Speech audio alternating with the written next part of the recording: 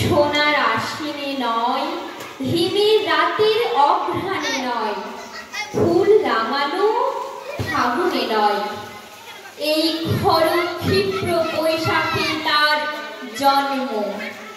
এই খ্যাপা বৈশাখের গৈরিক তিলক দিয়ে সাজানো তার জন্মদিনের ললাট। বৈশাখে প্রকৃতির নতুন জন্ম, আমাদেরও নতুন জন্ম এই বৈশাখে।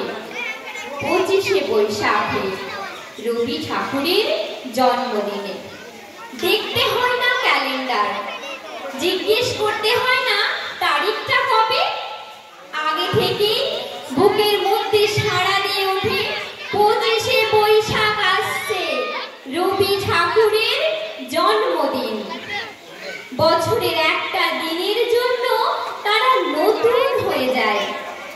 চারপাশে নীলে লালে হলুদে সবুজে রঙিন ফুলের আলপনা, মাঝখানে খয়েরি রঙের সুতোয় রোজ দুপুরে না ঘুমানো চোখে কাজের ক্লান্ত অবসরে বোনা হয়ে চলেছে সেই 4টে লাইন। উদয়ের পথে শুনি তার বাণী, ভয় নাই ওরে ভয় নাই, নিঃশেষে প্রাণ করিবে যে দান, ভয় নাই তার ভয় নাই। শুধু কি সূচি কাজে না, বিদেশকে চোখের সামনে দৃষ্টান্ত করে রাখার আন্তর্জাতিকতা রবি ঠাকুরের। আমাদের সংস্কৃতকে মাটির কাছে এগিয়ে নিয়ে যাওয়ার সংকল্পে রবি ঠাকুর। আমাদের সভ্যতাকে দানবের হাত থেকে ছিনিয়ে নেওয়ার সংগ্রামে রবি ঠাকুর। আকাশে মাটিতে মনে এত যে বৃষ্টি পড়ে তার ছন্দ রবি ঠাকুরের, এত যে ফুল ফোটে তার গন্ধ রবি ঠাকুরের। তাই প্রতিদিন তার জন্ম, কোনোদিনই তার মৃত্যু নেই।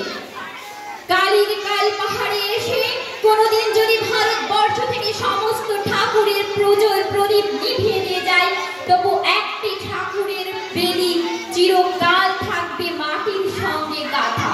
কোন ঠাকুর? রবি ঠাকুর, রবি ঠাকুর। খুব সুন্দর হয়েছে। এবারে রবি